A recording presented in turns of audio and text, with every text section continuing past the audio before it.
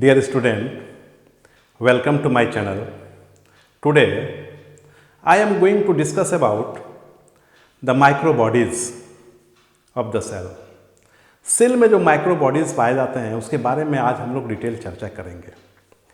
Actually microbodies are very small organelles found only in eukaryotic cell. ये केवल eukaryotic cell में पाया जाता है. तो पहले हम लोग देखें कि कौन कौन सा माइक्रोबॉडीज़ है. तो फॉलोइंग आर द माइक्रोबॉडीज़. मैं पहले नाम लिख देता हूँ, फिर इसके बारे में हम लोग वन बाय वन डिस्कस करेंगे. स्फेरोसोम,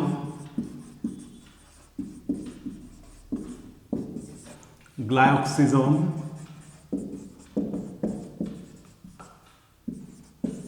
and peroxisome. So these are the microbodies. ये तीनों microbodies हैं. Actually individually they are said to be spherosome, glycosome, peroxisome, but they are collectively known as microbodies. एक साथ सबको मिला करके हम लोग microbodies बोलते हैं. अब हम लोग देखते हैं कि सबसे पहले ये स्फेरोसोम. The spherosome, it is found in plant cell. सभी यूकैरियोटिक सेल में पाए जाते हैं, but they are found in plant cell. It is also found in plant cell. And peroxisome found in both plant cell and animal cell. Animal cell ये दोनों में पाया जाता है, प्लांट सेल और एनिमल सेल. अब मैं बारी बारी से एक एक के बारे में बता दूं. तो सबसे पहले spherosome, glyoxysome and peroxisome all arise from the endoplasmic reticulum. तीनों एंडोप्लाज्मिक रेटिकुलम से ही अराइज किया है. तो स्फेरोसोम मतलब all arise from endoplasmic reticulum. इसी से यह डेवलप हुआ या बना है. तो मैं पहले स्फेरोसोम की बात करता हूं. एक्चुअली स्फेरोसोम को सबसे पहले जो देखा था या इसका डिस्कवरी किया था पर्नर साहब ने. पर्नर ने सबसे पहले इसको देखा. एक्चुअली स्फेरोसोम जो होता है it is very small, round and single membrane bond structure. है नहीं, एकदम thin single membrane bond structure होता है. It is very smaller in size and it contains 98% fat and remaining 2% protein. केवल 2% प्रोटीन होता है. This is said by the enzymatic protein. Enzymatic protein. यदि मैं इसका साइज का बात करूं तो 0.5 to 1 माइक्रोमीटर इन डायमीटर, बहुत ही छोटा होता है. और it helps in the synthesis and storage of fat. Storage of fat. ये इसका मेन काम है, synthesis and storage of fat. And the enzymatic enzymes which are present inside the spherosome also play the role of the synthesis and storage. यही काम करता है. दूसरी बात, कुछ वैज्ञानिकों ने देखा, कुछ बायोलॉजिस्ट ने देखा कि इसके अंदर में हाइड्रोलाइटिक एंजाइम्स पाए जाते हैं. Hydrolytic enzymes like lysosome.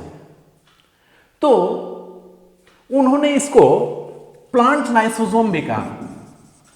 Plant lysosome because it is colorless, so it is very difficult to recognize.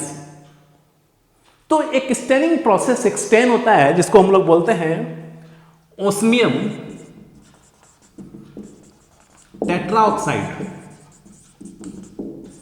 ये स्टेन है. और दूसरा सुडान डाई. Sudan die. इसी से इसको स्टेन करने पर बड़ा इजी वे में दिखता है. और because it contains 98% fat, so it can be easily seen with the help of light microscope. Light microscope से यह दिखता है क्योंकि इसमें 98% फैट है, बहुत ज़्यादा फैट है। अब यह पाया कहाँ जाता है? तो चूंकि आपको पता ही कि फैट जब है तो फैट स्टोरेज सेल में होगा। तो जब हम लोग लीकोप्लास्ट पढ़े थे तो लीकोप्लास्ट को on the basis of the storage of food it is categorise into 3 different types. Amyloplast for the storage of starch, elaioplast for the storage of fat and oil, and aleuroplast और proteinoplast for the storage of protein. तो आप देख रहे हो कि ये fat का synthesis भी करता है, स्टोर भी करता है, तो सर्टेनली वो एलियोप्लास्ट ही होगा। And it is found in the cotyledon and endosperm of seed. चूंकि इसमें हाइड्रोलाइटिक एंजाइम्स पाया जाता है, so it also helps in the cellular digestion, intracellular digestion में मदद करता है। तो during the germination of the seed, the embryo require energy, and that time digestion of the food takes place, and the enzyme help in the digestion of nutrients which are stored in the food grains like seed, and provide energy for the growth and development of the developing embryo. So this is the spherosome. अब हम लोग देखेंगे ग्लाइक्सिजोम। Glyoxysome जो है it is also very small granules और very small vesicular structure, and it was observed by Breidenbach. It was observed by Braden Bausch। Breidenbach साहब ने सबसे पहले इसको ऑब्जर्व किया था ग्लाइऑक्सिजोम को। एक्चुअली ग्लाइऑक्सिजोम क्या करता है? तो प्लांट के केस में क्या होता है कि फैट का स्टोरेज होता है, और फैट का स्टोरेज कुछ स्पेसिफिक सेल में होता है। जैसे सीड हो गया, जितने भी सीड ऑयल के या फैट के सोर्स हैं सब में जो है फैट का स्टोर होता है। तो जो स्टोर फैट है तो यह क्या करता है कि फैट का ऑक्सीडेशन होता है, इसको बोलते हैं beta oxidation, beta oxidation of fat. तो बीटा ऑक्सीडेशन ऑफ फैट के लिए इसमें जो होता है ग्लाइक्सिजोम में 2 तरह के एंजाइम्स पाए जाते हैं, यानी the enzymes for beta oxidation of fat and enzymes for glycoxylate cycle। Glyoxylate cycle ये दोनों के लिए इसमें जो है पैरोक्सिजोम में, ग्लाइऑक्सिजोम में आपका एंजाइम्स होता है। तो ये क्या करता है कि फैट का बीटा ऑक्सीडेशन होता है, और बीटा ऑक्सीडेशन के बाद फैट से डायरेक्ट स्टार्च नहीं बनता। हम लोग दिखा देते हैं कि fat get converted into starch, लिख देते हैं। And conversion of starch into from fat is called gluconeogenesis. क्योंकि जब स्टार्ची फूड से आपका पॉलीसैकेराइड से जब स्टार्च बनता है तो उसको हम लोग बोलते हैं ग्लूकोजेनेसिस, लेकिन यहां क्या है, जब फैट से स्टार्च बन रहा है तो this is called gluconeogenesis. But how does, होता कैसे है? तो यहां मैं आपको थोड़ा सा बताना चाहूंगा कि ये फैट जो है तो बीटा ऑक्सीडेशन से यह पहले बनाता है एसिटाइल कोएंजाइम्स ए, एसिटाइल कोएंजाइम्स ए बनाता है। और यह acetyl coenzymes A is the, आप पहले पढ़े होंगे ग्लाइकोलाइसिस में, ग्लाइकोलाइसिस का एंड प्रोडक्ट होता है क्या, pyruvic acid. And before entering into the mitochondria, the pyruvic acid get converted into acetyl coenzymes A by decarboxylation and dehydrogenation। अब यह acetyl coenzymes A आप ETS में देखे होंगे, इलेक्ट्रॉन ट्रांसपोर्ट सिस्टम में, वो C साइड से इन करता है कहाँ, माइटोकॉन्ड्रिया में। C साइड से, M साइड से नहीं, क्योंकि इसमें दो साइड दिखाया गया था, सी साइड एंड एम साइड। आप बैक में जाइएगा तो यह एसिटाइल कोएंजाइम से क्रेब्स साइकिल में इन करता है माइटोकॉन्ड्रिया के क्रेब्स साइकिल में, और क्रेब्स साइकिल से ऐसे करके चलता है, बहुत सारे रिएक्शन है। यहां पर जो इसका एंड प्रोडक्ट होता है तो ऑक्जेलो एसीटेट, या इसको ऑक्जेलो एसिटिक एसिड भी कह सकते हैं। तो यह एसिटाइल कोएंजाइम से ऑक्जेलो एसिटिक एसिड से मिलता है, बनता है साइट्रिक एसिड, और साइट्रिक एसिड से आइसोसाइट्रिक एसिड, आइसोसाइट्रिक एसिड से अल्फा कीटो ग्लूटेरिक एसिड, और अल्फा कीटो ग्लूटेरिक एसिड से succinyl coenzymes A, succinyl coenzymes A to succinic acid, and succinic acid to fumaric acid, and fumaric acid to malic acid, malic acid, और malic acid to oxaloacetic acid. ये real cycle. लेकिन यहां पर क्या होता है, beta oxidation में एक बाईपास साइकिल चलता है। ये जो एसिटाइल कोएंजाइम्स ए है, यह माइटोकॉन्ड्रिया में आता तो जरूर है, लेकिन ये पूरा साइकिल नहीं करके यह सीधा मैलिक एसिड से रिएक्ट करता है और सीधा बना देता है ऑक्जेलो एसीटेट। अब जब ऑक्जेलो एसीटेट ज्यादा बनता है तो यह डायरेक्ट ग्लूकोजेनेसिस के द्वारा बना देता है ग्लूकोज, ग्लूकोज बना देता है। तो in this way it help in the beta oxidation of fat. इस तरह से यह बीटा ऑक्सीडेशन करता है फैट का। तो ये डायरेक्टली यह ग्लूकोज नहीं बनाता है, यह बनाता है एसिटाइल कोएंजाइम से, और एसिटाइल कोएंजाइम्स ए बाईपास वेव से, मेलेट से सीधे ये पूरा साइकिल को नहीं कवर करके या सीधे मेलिक एसिड से रिएक्ट कर जाता है एसिटाइल कोएंजाइम्स ए और बना देता है ऑक्जेलो एसीटेट। तो इसको क्विक ऑक्जेलो एसीटेट बना और क्विक या ग्लूकोज में बदल गया। तो यह क्या करता है, इसके बन जाने के बाद जैसे यह बनेगा ये ऑटोमेटिकली ये डिग्रेड कर जाता है, इसका लेवल डाउन हो जाता है। तो this process is called gluconeogenesis, neogenesis. This is the glyoxysome. It plays very important role in the beta oxidation of fat या फैटी एसिड्स, या फैटी एसिड्स का बीटा ऑक्सीडेशन कराता है। क्लियर? अब ये पाया कहाँ जाता है, तो ये पाया जाता है सीड में। जितना भी सीड है जिसका सोर्स वाइल का जो सोर्स है, जैसे कास्टर सीड हो गया, ग्राउंडनट हो गया, है नहीं, मस्टर्ड सीड्स हो गया, जहां से तेल का सोर्स है, यानी उस जगह पर क्या है, एलियोप्लास्ट, और वहीं पर आपका ये बीटा ऑक्सीडेशन, वहां ग्लाइकोसिसोम बहुत ज्यादा पाया जाता है नहीं, जहां पर स्टोरेज फैट स्टोरेज सेल है, the cells which involve in the storage of fat contains more glyoxysome, बहुत ज्यादा ग्लाइकोसिसोम होता है। तो इस तरह से this is glyoxysome. Now we shall discuss about peroxisome. And the peroxisome is also very important microbodies.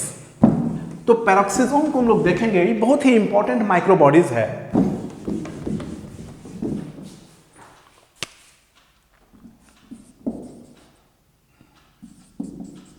Peroxisome.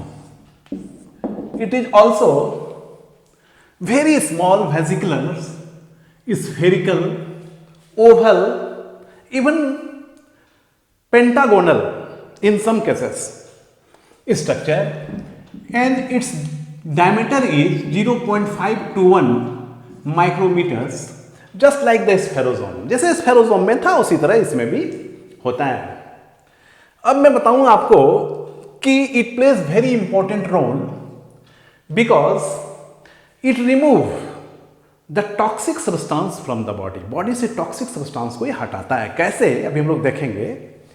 तो it also arise from endoplasmic reticulum. मैंने पहले ही बताया था, जितने भी माइक्रोबॉडीज मैंने बताया सबका जो है फॉर्मेशन इंडोप्लाज्मिक रेटिकुलम से हुआ है।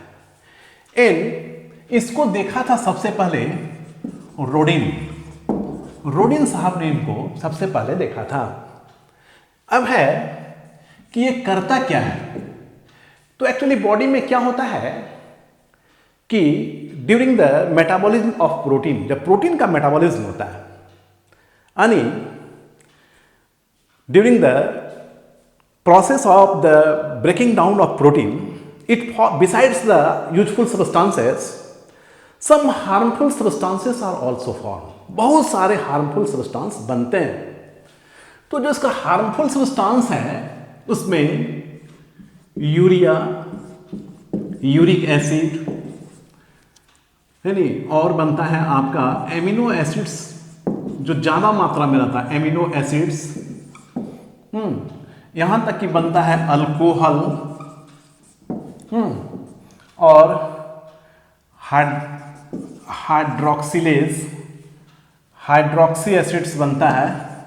इस तरह बहुत सारे प्रोडक्ट बनते हैं. प्यूरिन भी बनता है, प्यूरिन. तो इसका जो मेम्ब्रेन होता है आपका पेरोक्सिसोम का, ये 6 माइक्रोमीटर इसका थिकनेस होता है. तो ये क्या करता है कि इस सब को अलाउ करता है, इट परमिट द मेटाबोलाइट्स जो है ना, ये सब जो बना है ये सब को अलाउ करता है अंदर में. And it contains 2 different types of enzyme. इसमें 2 तरह के एंजाइम्स होते हैं इसके अंदर में. What are they? तो जो एंजाइम्स होता है इसमें ऑक्सीडेज, और दूसरा होता है कैटालेज. ये 2 तरह का एंजाइम्स होता है. तो यदि मैं बात करूं कि कौन कौन सा ऑक्सीडेज है, तो मैं 1-2 ऑक्सीडेज का नाम आपको लिख देता हूं. Amino acid oxidase, hydroxy acid oxidase, hydroxy acid oxidase. तो इसमें डी एमिनो एसिड लिखेगा और ये alpha and this is beta. इस तरह से यह 3 जो है ऑक्सीडेज एंजाइम होता है, और बाकी एक कैटालेज एंजाइम्स होता है. ये एंजाइम्स क्या करता है, एक्चुअली पेरोक्सिसोम क्या करता है कि यह कैटाबॉलिक रिएक्शन करता है, यह डायरेक्ट ऑक्सीडाइज करता है. तो कैसे ऑक्सीडाइज करेगा, तो ये मैं जो आपको बताया, ये क्या करता है कि यूरिक एसिड हो, एक्सेस एमिनो एसिड्स हो, यानी ये सब का डायरेक्ट ऑक्सीडेशन करता है. जब ऑक्सीडेशन करेगा तो यहां पर ऑक्सीडेज एंजाइम्स काम करेगा, यानी डायरेक्ट ऑक्सीडाइज कर देगा. जैसे मैं लिख दूं इसमें RH2 + O2. ठीक है, ऑक्सीडेज एंजाइम्स काम कर रहा है, इसको ऑक्सीडाइज कर रहा है, तो बना देगा क्या, H2O2 + R. ये हाइड्रोकार्बन से रिलीज हो जाएगा, ये हाइड्रोजन पेरोक्साइड बनाता है. This is called hydrogen peroxide. ठीक. And hydrogen peroxide is very toxic and it is very essential to remove the hydrogen peroxide from the cell very quickly. तो क्या करता है कि जो दूसरा एंजाइम्स है कैटालेज, वो क्या करेगा, RH2 प्लस, ये RH2 तो रहेगा ही, चूंकि ये सब तो है ही. अब जो है आपको H2O2, इस पर कैटालेज काम करेगा, कैटालेज, और इसको तोड़ देगा किसमें, 2H2O + R. तो this is the highly toxic and it get converted into useful non toxic substance. इसको मैं लिख सकता हूं ऐसे भी, H2O2 को कैटालाइज कर दीजिए तो H2O + O2 भी लिख सकते हैं.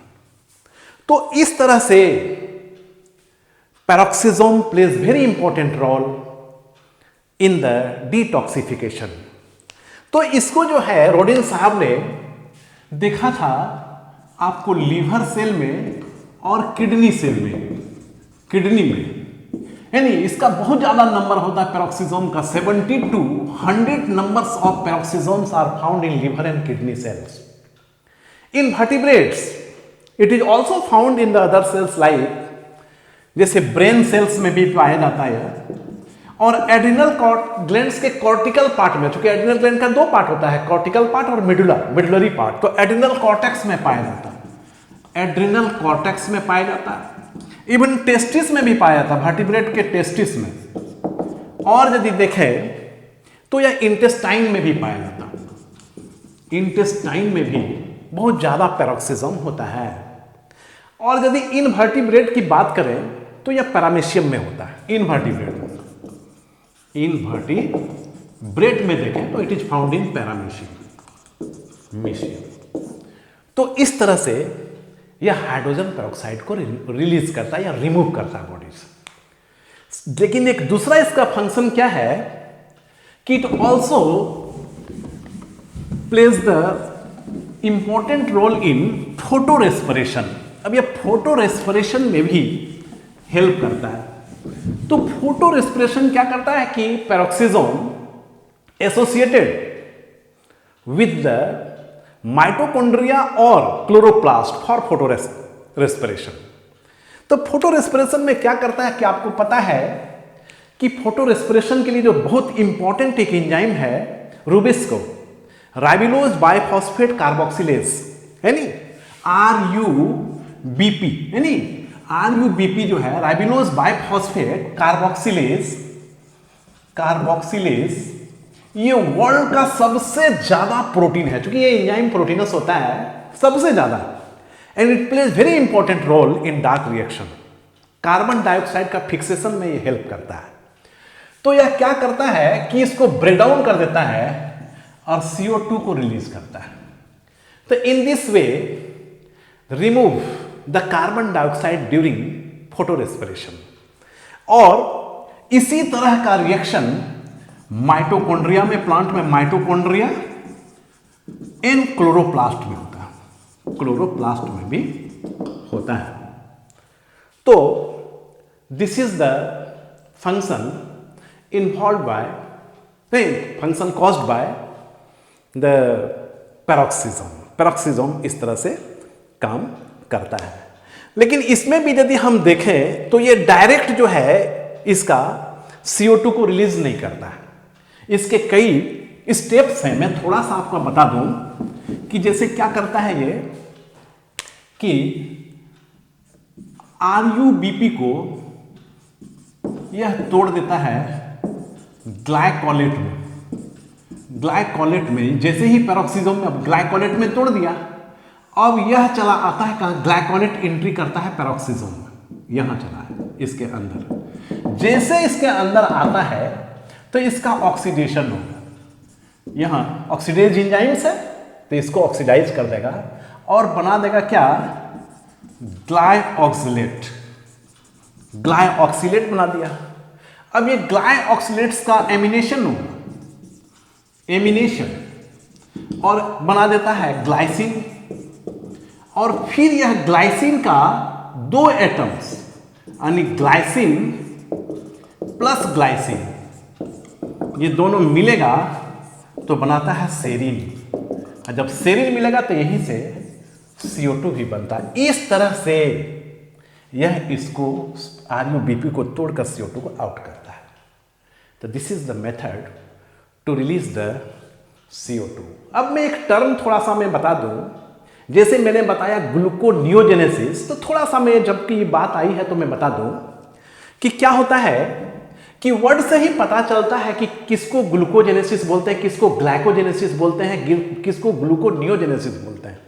जैसे मैं बता दूं, यदि आपको बोले कि ग्लूकोजेनेसिस, इसका मतलब हो गया क्या, ग्लूको मतलब ग्लूकोज का बनना, यानी सिंथेसिस ऑफ ग्लूकोज। तो ग्लूकोज जब भी बनेगा वो ग्लाइकोजन से बनेगा, तो ग्लाइकोजन से ग्लूकोज बनता है, ग्लूकोज। तो क्या हम, मैंने पहले बताया ग्लू और ग्लू, ग्लूकोजेनेसिस मतलब synthesis of glucose, formation of glucose from glycogen is called glucogenesis.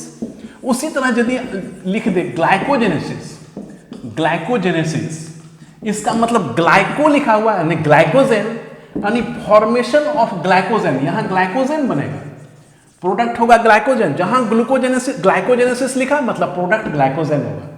यदि ग्लूकोजेनेसिस लिखा तो प्रोडक्ट ग्लूकोज होगा।